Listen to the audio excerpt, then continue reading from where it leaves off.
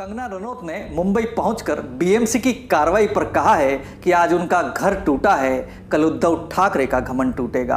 कंगना ने ये बात अपने ट्विटर अकाउंट से एक वीडियो जारी करती हुई कही, जहां एक और कंगना की इस प्रतिक्रिया से महाराष्ट्र सरकार के खिलाफ उनका रुख नर्म होता नहीं दिखाई दे रहा है। वहीं कंगना ने इस वीडियो में सीधे उद्धव ठाकरे को निशाने पर लिया है, जो कि एक अहम बात है। लेकिन सवाल ये उठता है कि आखिर कंगना ने जिस अंदाज में उद्धव ठाकरे को निशाने पर लिया है, उसके पीछे क्या वजह हो सकती है? आखिर कंगना राणावत किसके दम पर इतना बोल रही हैं? इससे कंगना को क्या फायदा होगा? कंगना मोहरा है या असली खिलाड़ी? इस वीडियो में हम इन्हीं सभी मुद्दों पर चर्चा करेंगे। दोस्तों, मेरा नाम है प्रणय विजय और आप देखना शुरू कर चुके हैं पीटीवी हिंदुस्तान। शिवसेना और महाराष्ट्र की राजनीति को करीब से देखने वाली वरिष्ठ पत्रकार हैं सुजाता आनंदन। वो कहती हैं कि मैं 110% मानती हूं कि कंगना को बीजेपी का भारी समर्थन हासिल है। अगर ऐसा नहीं होता तो ये संभव ही नहीं होता कि वो उद्धव ठाकरे के बारे में इस तरह से बात कर पाती। मैं ये भी मानती हूं कि कंगना ये सब करते हुए खुद में आश्वस्त होंगी कि उन्हें राज्यसभा का टिकट मिल जाएगा, क्योंकि अब उन्होंने जो किया है उसके बाद भले ही शिवसेना सीधे उन पर हमला न करे, लेकिन वो बॉलीवुड और सरकारी अमले के माध्यम से उन्हें घेरने की कोशिश करेंगी। इतिहास गवाह है कि शिवसेना के बॉलीवुड से बहुत ही गहरे संबंध रहे हैं और ये उनका तरीका है कि किसी को खत्म करना है तो उसे राजनीतिक, सामाजिक और आर्थिक रूप से अलग थलग करके खत्म करो। हालांकि कंगना रनौत किसी भी पॉलिटिकल पार्टी से संबंध होने या राजनीति में जाने की योजनाओं का खंडन कर चुकी हैं। इस पूरे मामले में बीएमसी के ऊपर ये आरोप लग रहा है कि उसने ये कार्रवाई बदले की भावना से प्रेरित होकर की है। बीएमसी पर आरोप लगाने वालों का तर्क है कि इससे पहले शाहरुख खान से लेकर कपिल शर्मा जैसी हस्तियों के खिलाफ भी बीएमसी ने इस तरह की कार्रवाई की है, लेकिन वो ये भी मानती हैं कि ये शिवसेना की स्वाभाविक प्रतिक्रिया नहीं है। वो कहती हैं कि मैं जितना शिवसेना को समझती हूँ उसके मुताबिक बीएमसी ने जो कुछ किया है वो शिवसेना की स्वाभाविक प्रतिक्रिया बिल्कुल नहीं है।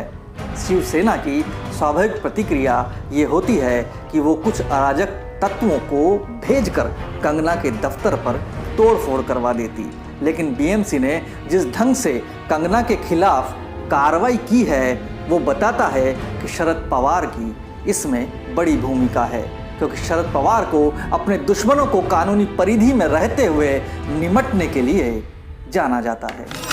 अब तक शिवसेना की ओर से किसी तरह की अराजकता नहीं फैलाई गई है, तो वो इसलिए क्योंकि शरद पवार ने इसकी इजाज़त नहीं दी है और उद्धव ठाकरे भले ही इस सरकार के मुख्यमंत्री हों, लेकिन उसके असली नेता शरद पवार ही हैं। संजय राउत एक मौके पर ये कह चुके हैं कि सरकार के असली हेडमास्टर शरद पवार ही है।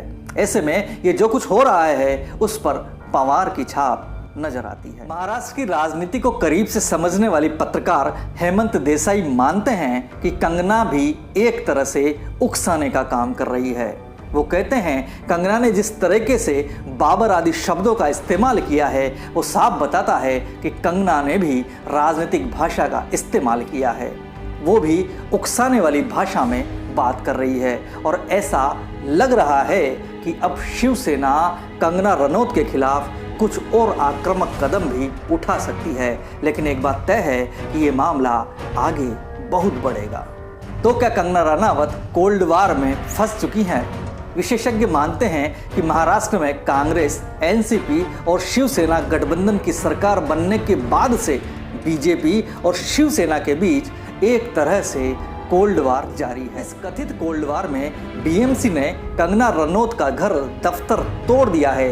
इस घटना के बाद ये जंग तीखी बयानबाजी से ऊपर उठकर आक्रामक कार्रवाइयों की तरफ पहुंच गई है। ऐसे में सवाल उठता है कि अब इस मामले में आगे क्या होगा? सुजाता आनंदन मानती हैं कि अगर कंगना ने महाराष्ट्र सरकार के खिलाफ अपने व्यवहार में नरमी नहीं दिखाई तो ये सब यूं ही जारी रहेगा। वे कहती हैं इस बात में कोई दो राय नहीं है कि ये जंग ऐसे ही जारी रहेगी। बीजेपी अगले 5 सालों तक ठाकरे परिवार को अपने निशाने पर रखेगी। लेकिन सवाल अगर ये है कि ये हाई डेसिबल बयानबाजी कब तक जारी रहेगी तो इसका जवाब 2 शब्दों में दिया जा सकता है, और ये 2 शब्द हैं बिहार चुनाव। दिल्ली के एक वरिष्ठ पत्रकार हैं हेमंत देसाई। वो कहते हैं कि कंगना के कैरियर का पीक एक तरह से खत्म हो गया है। अब उनकी राष्ट्रीय छवि बढ़ रही है। अभी वो इसका फायदा भी उठा रही है। शायद वो राष्ट्रपति के कोटे से राज्यसभा में जा सकती है। उनकी महत्वाकांक्षाएं बड़ी हो सकती हैं। वो इसका राजनीतिक लाभ भी ले रही हैं। शिवसेना भी उनके जाल में फंसती हुई नजर आ रही है। तो दोस्तों, यह था इस तड़क भड़क वाले मुद्दे पर हमारा एक छोटा सा विश्लेषण। दोस्तों, यह वीडियो आपको पसंद आया हो तो इसे शेयर कीजिए और लाइक कीजिए। साथ ही इस विषय पर आपके क्या विचार हैं कमेंट करके पूरे देश को ज़रूर बताइए। आगे ऐसे ही किसी वीडियो में आपसे फिर मुलाकात होगी। तब तक अपना ख्याल रखिए। मैं हूं आपका दोस्त प्रणय विजय और आप देख रहे हैं PTV हिंदुस्तान।